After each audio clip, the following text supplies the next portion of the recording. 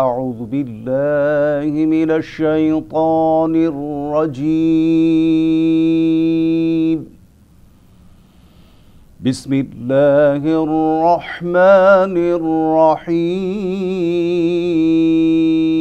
الرحيم هو الذي بعث في الأميين رسولا منهم يتلو عليهم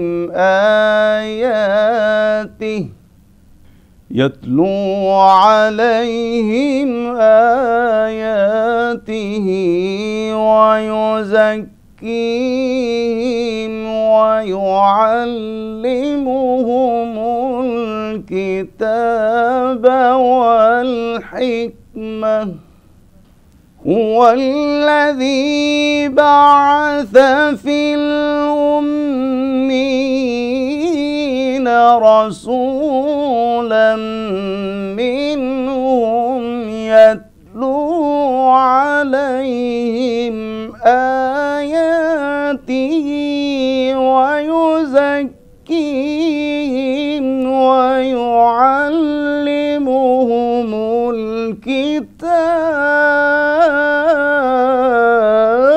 الكتاب يتلو عليهم آياته ويزكيهم ويعلمهم الكتاب والحكمة وإن كانوا من قبل لفي ضلال مبين ويعلمهم الكتاب والحكمة وإن كانوا من قبل لفي ضلال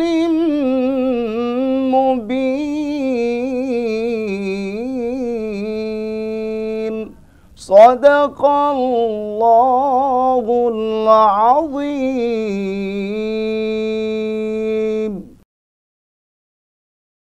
সূরা জুমুয়া আয়াত 2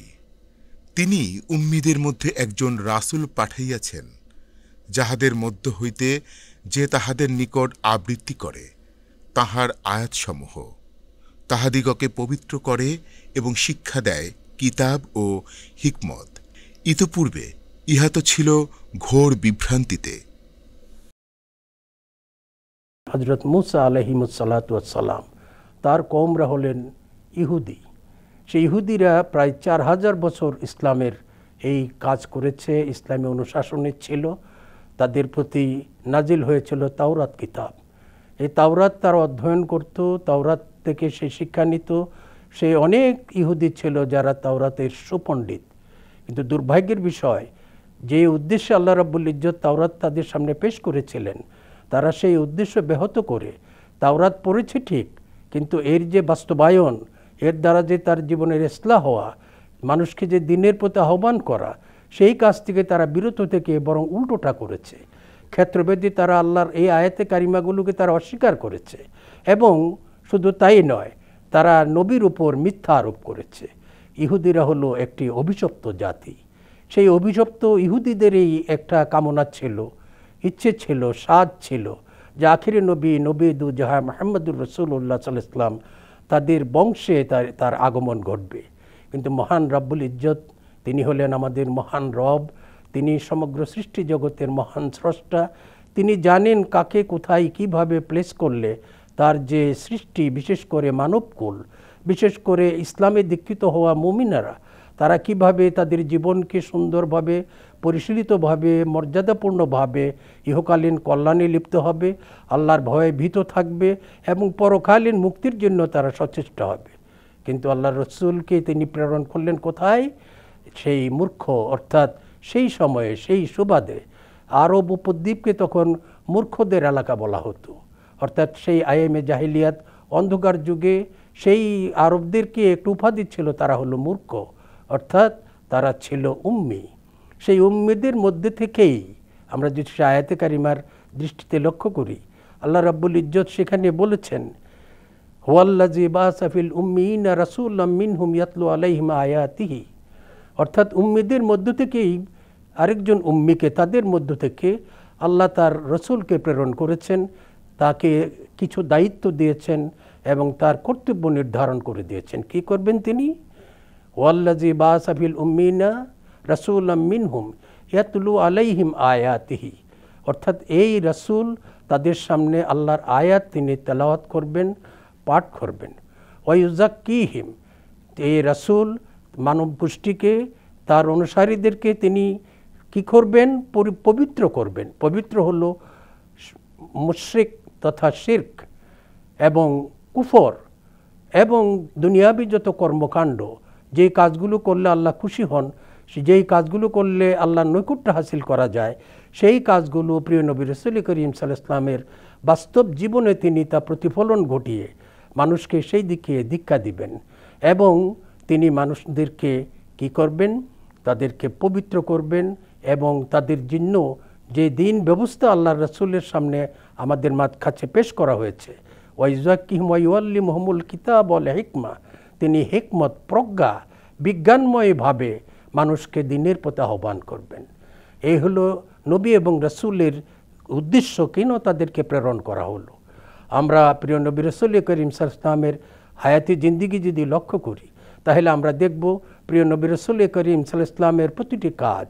প্রতিটি কর্ম তিনি কোরআন কেন্দ্রিক। কোরআন আল্লাহর পক্ষ থেকে যখনই ওহী নাজিল হয়েছে, জিবরাইল আমিন যখন তার কাছে এসেছেন, আমাদের যে প্রয়োজন, চাহিদা, সমাজ বিনির্মাণে, সমাজকে সুন্দর করতে, ইসলামী সমাজ, ইসলামী রাষ্ট্র গঠনে, যে একটি আদর্শ রাষ্ট্র হবে সমগ্র পৃথিবীতে, একটি মডেল, একটি আদর্শ রাষ্ট্র, সেই আদর্শ রাষ্ট্রের যারা অনুসারী হবে, যারা সেখানকার যারা বাসিন্দা হবে, তারা তাদের চরিত্র মাধুরী হবে সেই আল্লাহর রঙে রঞ্জিত। রাসূল করিম সাল্লাল্লাহু আলাইহি ওয়াসাল্লাম সেই উম্মিদের কাছেই তিনি এমনভাবে আহ্বান করলেন এবং দেখা গেল যে যেই মূর্খরা, সেই আরব উপদ্বীপের মূর্খরা, তাদেরকে, যাদেরকে ইহুদিরা ধিক্কার জানাতো, তাদেরকে নেগলেক্ট করতো,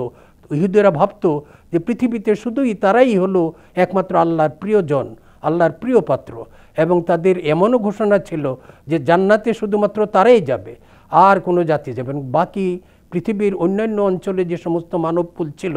তাদেরকে তারা সাধারণ মানুষ হিসেবে গণ্য করত, অর্থাৎ তারা ছিল মূর্খ। সেই মূর্খদের মধ্যে আল্লাহ রাব্বুল ইজ্জত যে মূর্খ নবী, যে উম্মি নবী প্রেরণ করলেন, তিনি পৃথিবীকে দেখিয়ে দিলেন যেমন একটি সমাজ, তিনি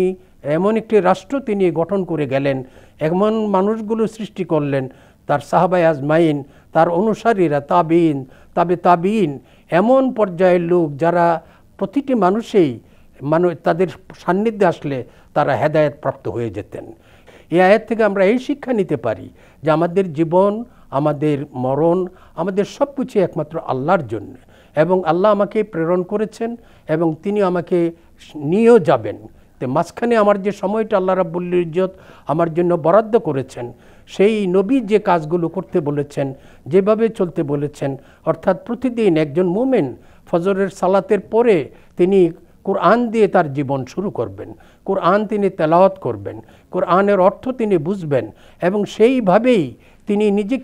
নিজেকে গড়ে তুলবেন এবং প্রতিটি কাজেই তিনি হক এবং প্রতিটি কাজই তিনি যেগুলো সভ্য, যেগুলো মানুষ কাছে সমাদৃত, সেই কাজগুলো তিনি করবেন এবং এই মানুষ, এই মুমিন, এই নবীর উম্মত, তিনি কখনো মন্দ কাজে লিপ্ত হবেন না। আর আমরা যদি সত্যিকার অর্থেই কোরআনুল কারিমের যে আয়াতে কারিমা, যেই 114টি সূরার যে প্রতিটি আয়াতে কারিমা যদি আমরা প্রতিদিন তেলাওয়াত করি এবং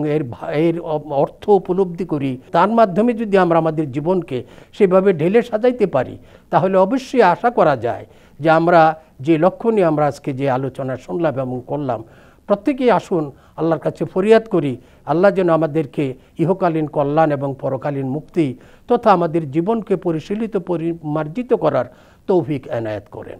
ওমা তৌফিক ইল্লা বিল্লাহ। আসসালামু আলাইকুম ওয়া রাহমাতুল্লাহি ওয়া বারাকাতুহু।